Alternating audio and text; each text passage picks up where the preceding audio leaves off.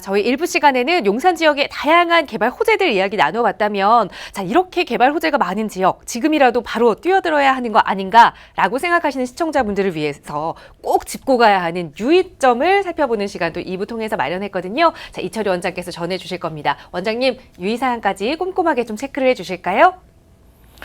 네, 2부 시간에는요, 여러분들이 이제 용산 개발이 굉장히 많은 여러 곳에서 지금 벌어지고 있는데, 거기에 투자를 하러 가실 때 어떠한 유의사항을 좀 가지고 가셔야 되는지에 대해서 집중적으로 좀 말씀을 드리도록 하겠습니다.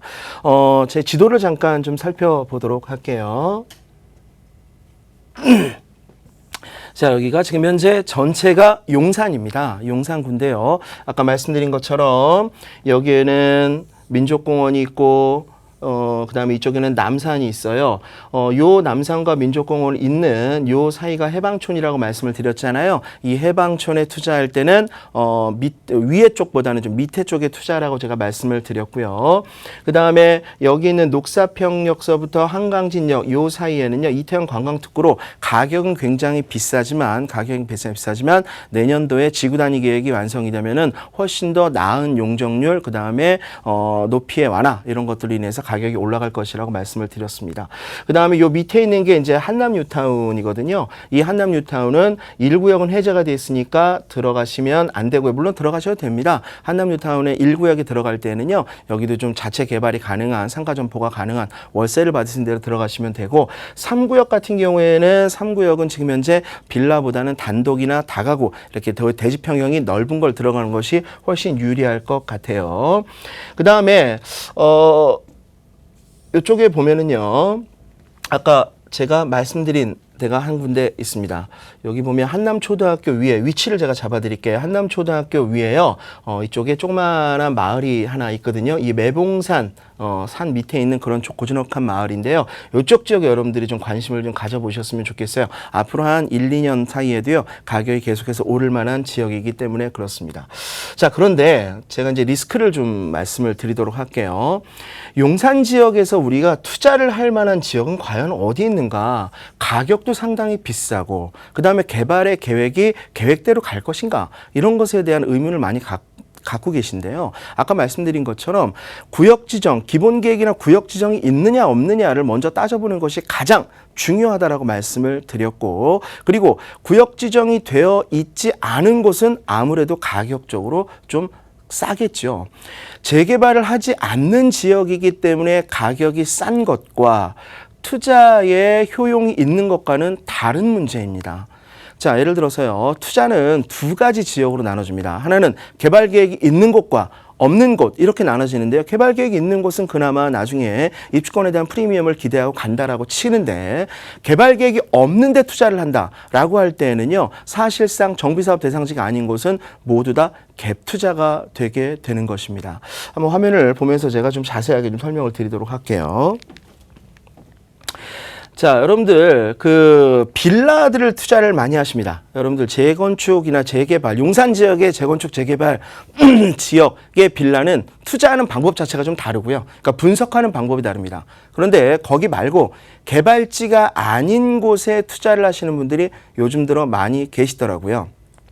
예를 들면 청파동이라든가 효창동이라든가 이태원이라든가, 사실 이런 쪽은요, 현재 개발의 기본 계획이 없는 곳이 많습니다. 개발의 계획이 없는데도 불구하고 살 게 없기 때문에, 다른 곳은 너무 비싸고, 그렇기 때문에 내가 가진 1억 원 미만의 투자 금액, 그리고 1억 5천의 투자 금액으로 살 수 있는 곳이 어디냐라고 했을 때는 개발 계획이 없는 곳으로 시선이 몰리게 될 수밖에는 없겠죠. 그럼 개발 계획이 없는 곳에 가장 많이 투자하시는 것이 뭐냐면 바로 빌라입니다. 다세대 주택이라는 것이죠.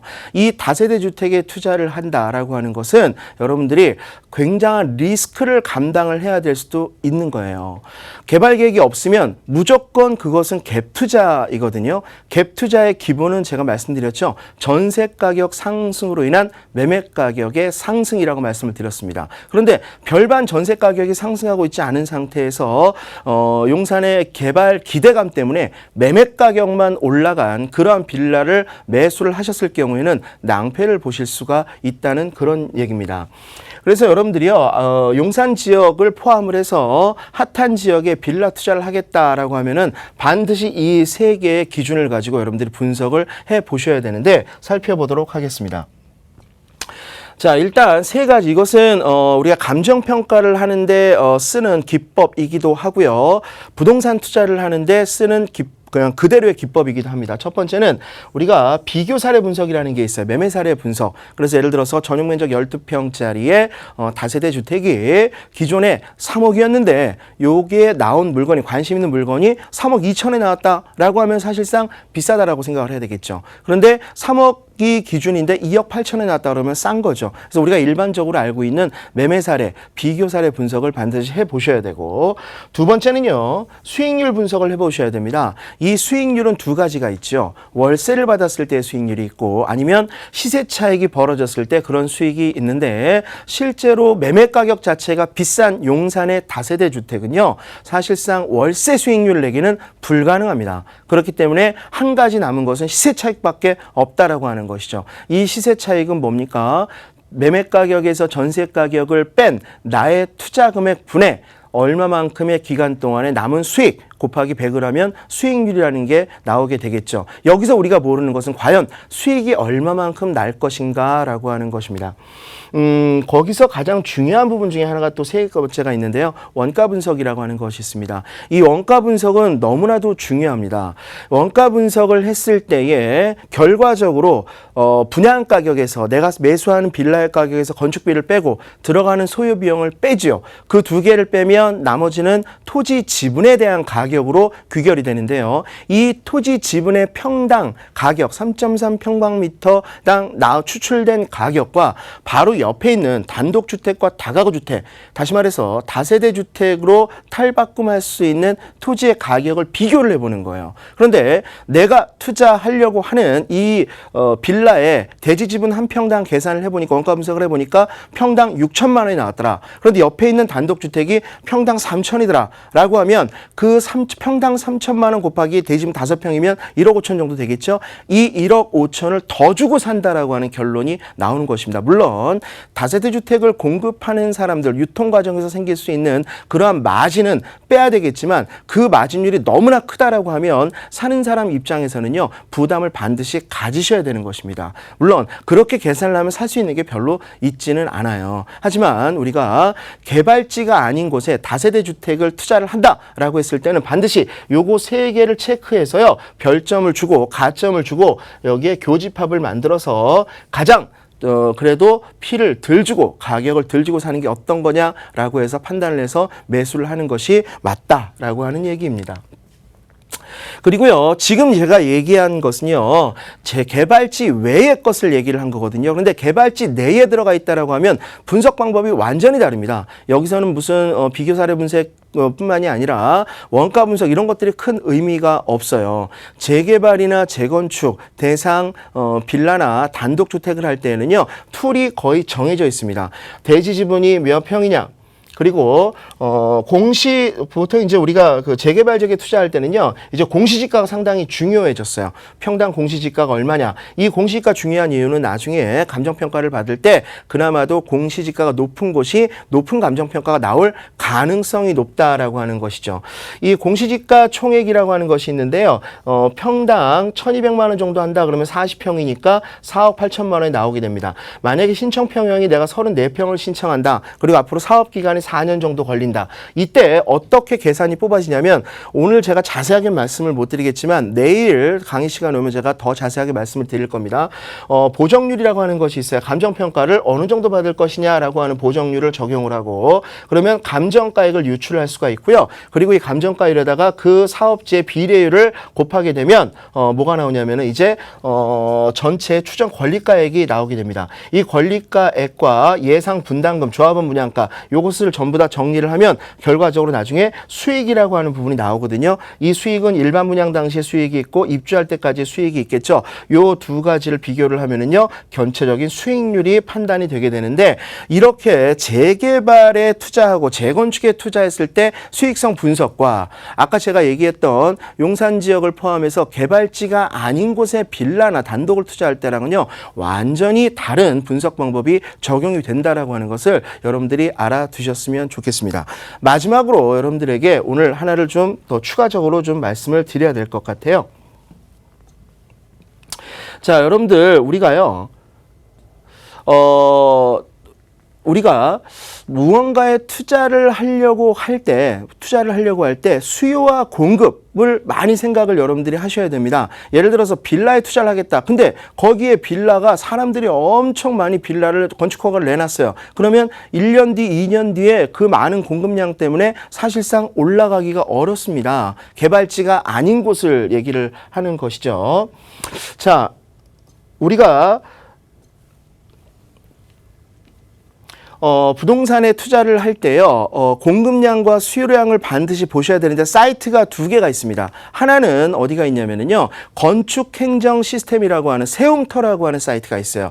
이 세움터라고 하는 사이트에 들어가면 뭐가 있냐면, 그 몇 년 동안에 지금까지 그 지역에 어떠한 건축 허가가 났는지, 어떤 용도로 몇 세대의 건축 허가가 났는지, 그리고 어느 번지가 몇 세대가 나오는지에 대한 모든 시행에 관련된 그런 건축물의 인허가와 관련된 내용들이 총망라가 돼서 여러분들에게 지금 현재 공개가 되고 있습니다.